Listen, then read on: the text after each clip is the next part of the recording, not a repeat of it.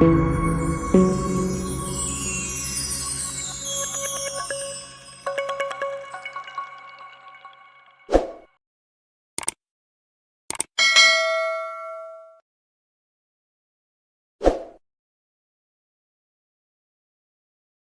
back viewers. In today's video, we are going to play the ground wars in War Thunder. Let us start. Let us launch the War Thunder game. So in the last videos, we have played the air game. So we were playing the Air Force wars. Now we will do the ground wars. So Vulcan shaders will help to improve the graphics of the system, so you will be able to play games at a better display and better FPS. So it is good to process the Vulkan shaders before the game starts. If you can skip also, but that will decrease the performance of the system. It hardly takes 1 or 2 minutes for the Vulkan shaders to be processed beforehand. So what is Vulkan shaders and everything, that requires a separate video. So that might come up sometime in the future on our channel.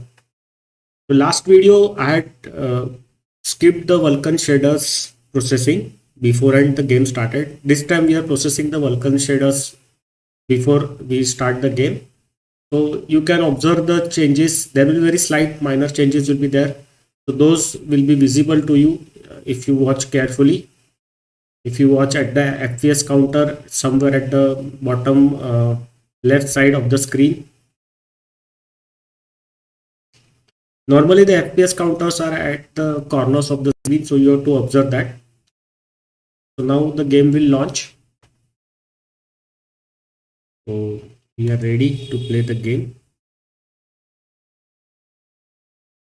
So the connection to net is important for the login in with the Steam account.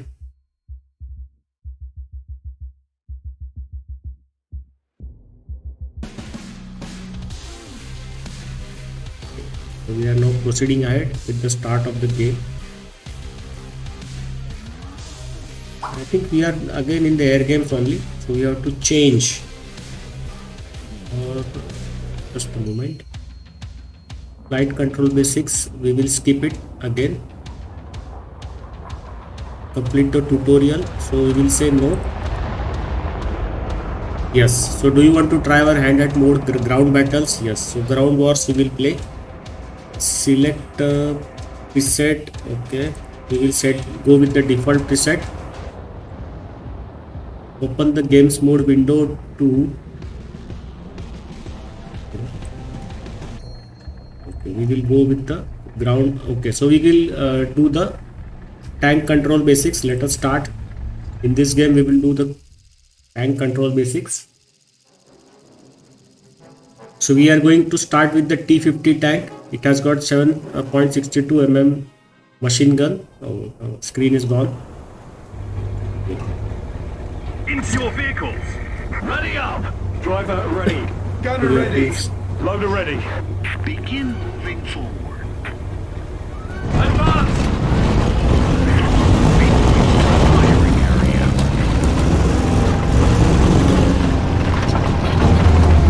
So the back button is the brake. We have to use the arrow keys. Very basic.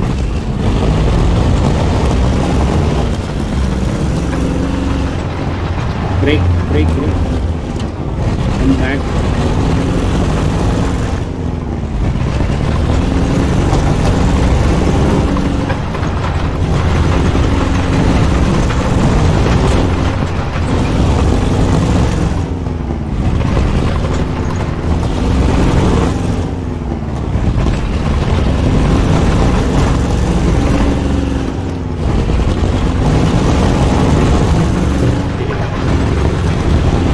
Learning to move the tank. Okay.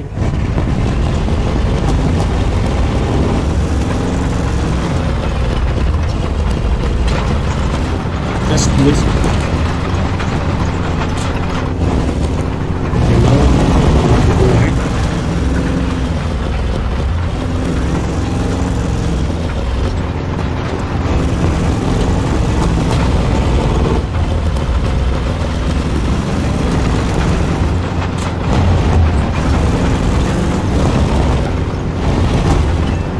mission completed. Tank! 12 o'clock! Point blank! In the lower right, your opponent this time, a training target, is the red icon on the map. Your allies' icons are blue.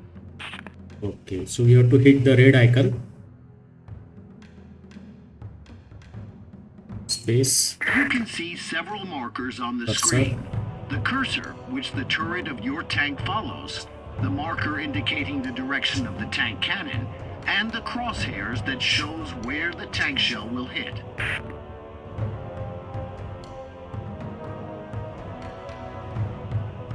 Take into consideration that the mouse aiming cursor is not a gun sight and only serves to help you turn the tank turret in the right direction.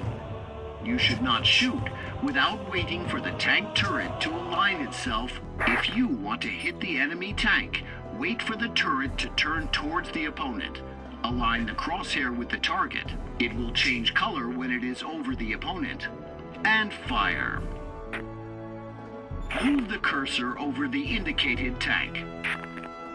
Wait until the tank turret finishes rotating and the weapon sight to be aligned with the cursor. Switch to gunner view. L shift.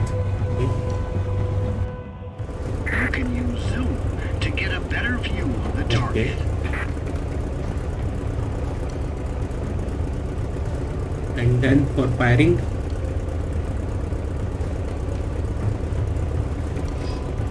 The aim assist indicator in the center of the screen shows where the shell will strike when you fire a shot. It turns red if the current shell cannot pierce. Depending on your target's armor thickness, the aim assist indicator changes to various colors. yes. So you have to hit when the core size is green.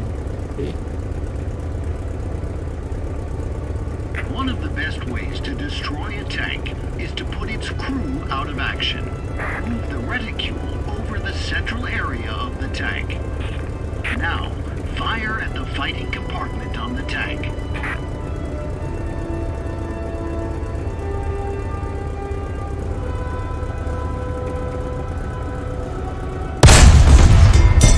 Target hit!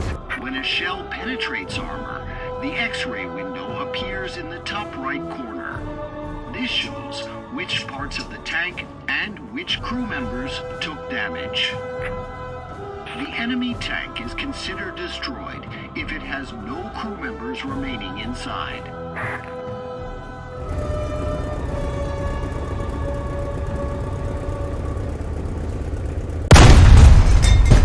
Great! If there was any crew in this vehicle, they would be in big trouble. So no previous that switch to the third cursor has person. become white. Now switch to the third person view. Okay, L shift. Another effective way of destroying, or at least immobilizing a vehicle, is to damage or destroy. Most armored vehicles have their engines at the rear. Continue by moving the reticule onto the rear of the indicated tank. Now, switch to gunner view and fire at the tank engine.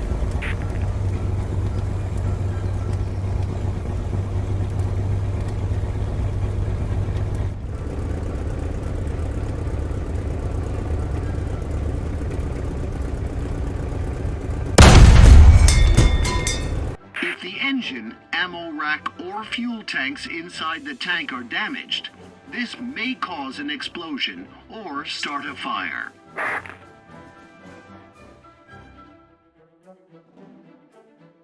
Okay, so we are done with the Good training. job.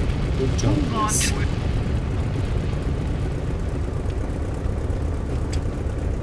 Shift. Now, you have to complete a real combat assignment. Capture and hold a strategic. You can see a marker above the capture point. If the marker is white, this means that the point is currently neutral. Move to the capture zone.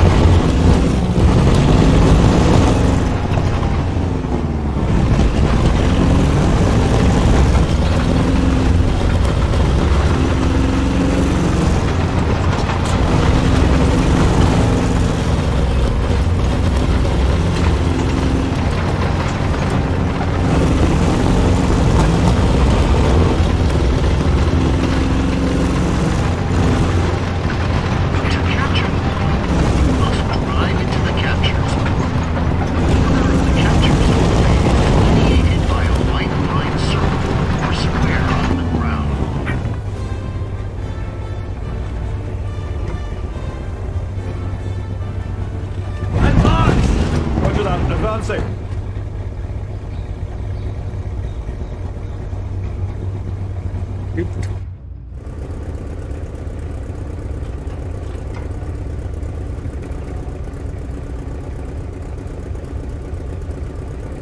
Tank! 1 o'clock! Near! Advance! Tank has reached the indicated point. Can't capture the zone. Still has enemy vehicles. Destroy the enemy tank.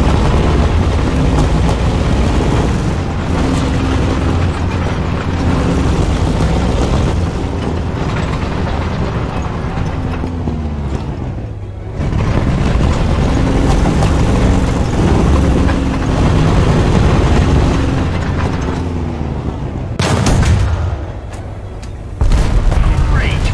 You destroyed the enemy, and now you can capture the zone. Target destroyed. Return to the capture zone and reload where to turn. And for the message to appear. Fine. Capture the zone.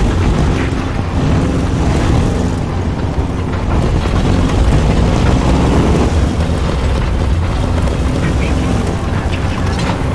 And for the message to appear, notifying you that you have captured the zone.